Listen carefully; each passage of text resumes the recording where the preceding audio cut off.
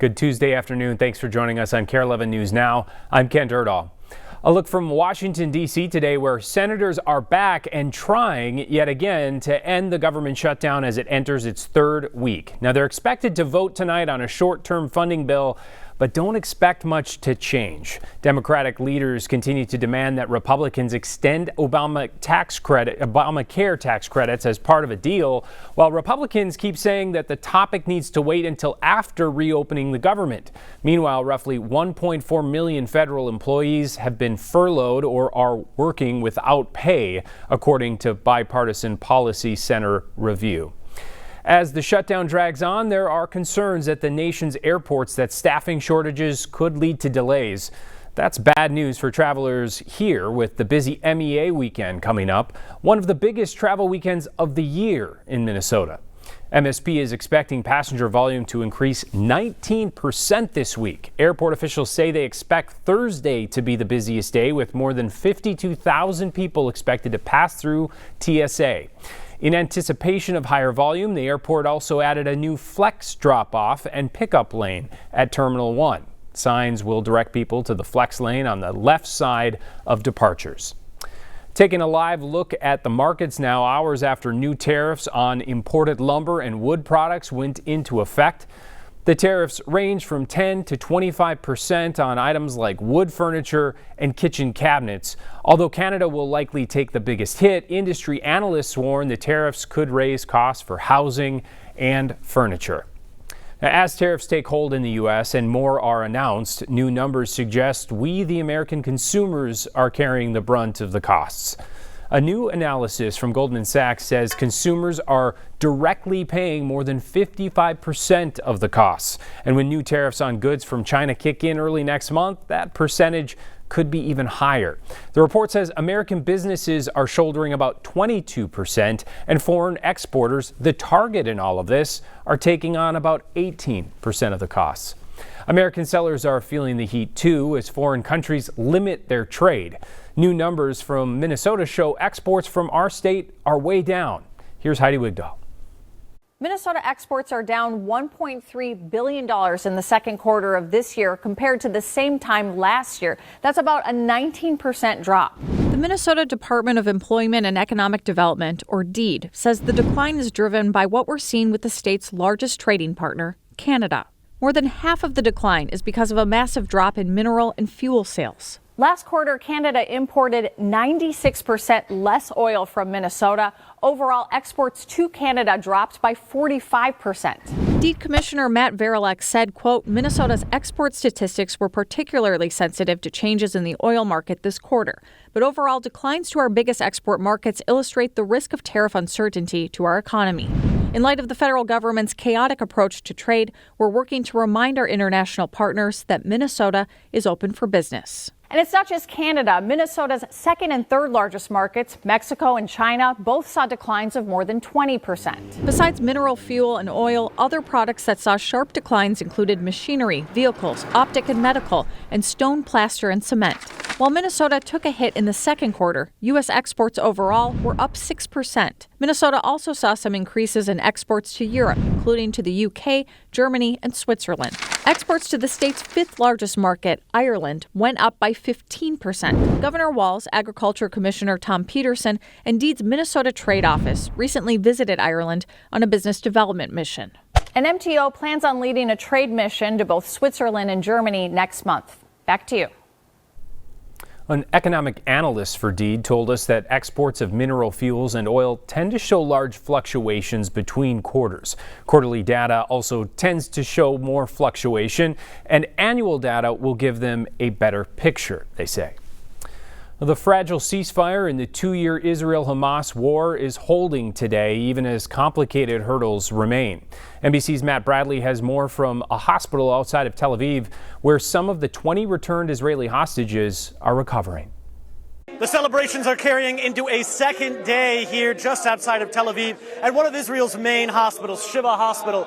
This is where we understand 9 hostages are now convalescing after having been released from Hamas imprisonment. for the past 2 years. It's a hugely emotional moment. What you're seeing behind me, young Israelis dancing and cheering. This is also the holiday of Simchat Torah, and is being combined with celebrations for the release of those hostages. This is, to put it mildly, a very spiritual moment for this entire country. But this issue hasn't been resolved.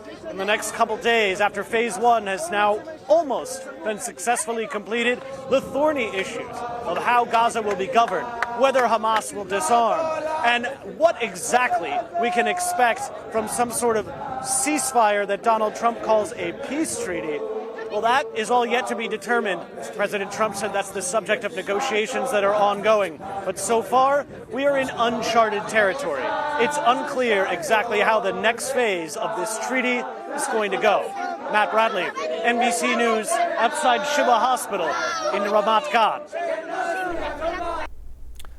Now to some new video just in this afternoon. Communities in southern Colorado are evacuated, and you can see why, after heavy rain caused intense flooding.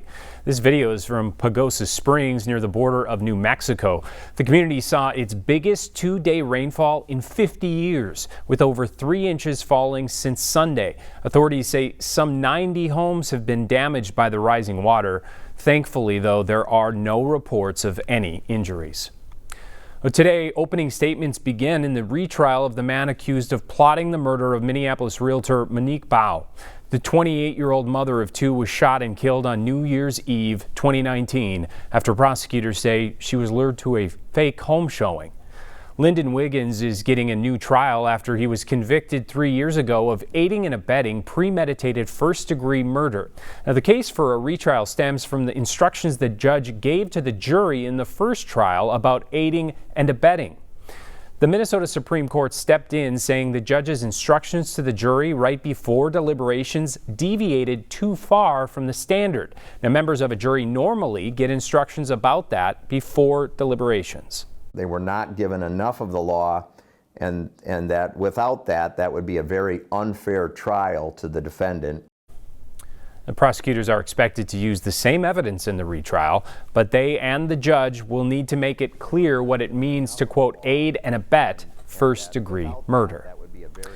2 Minnesota events that have been lighting up downtown for decades could soon be a thing of the past if nobody steps in. That's because the group that's largely been funding and organizing Holidazzle and the Aquatennial Festival now say they're out. The Minneapolis Downtown Council says putting together the 2 huge festivals no longer makes sense for them, and they're shifting their focus to other priorities to showcase the city in different ways. But that doesn't necessarily mean the annual traditions are doomed. The prospects for 2 of Minneapolis's brightest annual events has dimmed, but the Minneapolis Downtown Council says there's more than a flicker of hope left for the Holidazzle and Aquatennial Festival. I want to be clear, the goal here is not to cancel Holidazzle or cancel Aquatennial. It's more, what is our role? Adam Dunnick says the Downtown Council has recently been filling 2 roles with both Holidazzle and the Aquatennial, producing and promoting the events. So we're going to keep playing that promotions role. It's more on the event production side that we're looking for partners to help facilitate these festivals. How challenging is it to find partners right now? There's a lot of events that have had their ups and downs in terms of sponsorship, fundraising, those sorts of things. So it's not an easy endeavor at the moment. He admits the Holidazzle has struggled with an identity crisis since the traditional nighttime parade was canceled more than a decade ago. Efforts to revive it have been mixed, including last year's return to Nicollet Mall. We had about 65,000 people, which is a pretty good turnout for its first time. We wanted to try to see if we could build on that success. And instead of us being the producers of what happens on Nicollet Mall, we want to now work with partners that are going to make it more of a winter-themed event. So to me, that's very exciting. Mitch Berthium is curator of the Dayton's Holiday Market on Nicollet Mall, which will be back, and she says even bigger than ever.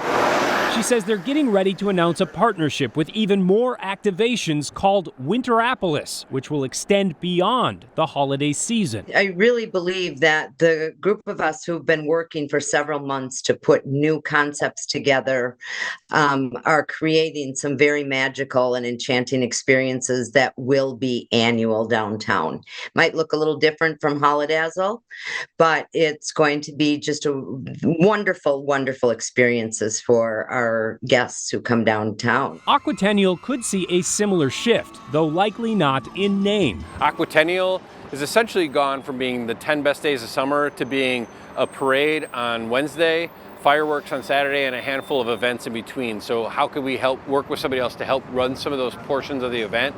At least one portion of the event, the annual Queen of Lakes, and other efforts put on by the Aquatennial Ambassador Organization aren't going anywhere. Do I think that it's as fatal as it sounds? No, I do not. The Aquatennial, in one fashion or another, will carry on.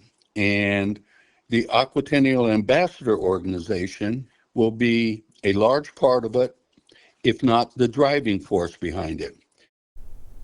Now, if you're wondering if the city of Minneapolis will step in to save these events, the answer is not exactly. Chief Operations Officer Margaret Anderson Keller said the city is not in a position to manage the events, but, quote, will work closely with the Downtown Council and all stakeholders to support their success and work to find new leaders for these beloved events. Right now, new lights are shining on Dinkytown. Literally, officials turned on the switch for the new sidewalk lights in the student-populated area near the U of M campus last night. It's part of the Dinky After Dark initiative, which aims to curb crime. According to data from UMPD, reports of thefts, auto thefts, burglaries, assaults, and drugs all decreased from 2022 to 2024. But data from the Minneapolis Crime Dashboard shows shots fired calls in the Marcy Holmes neighborhood, which includes Dinkytown, are up nearly 37% from last year.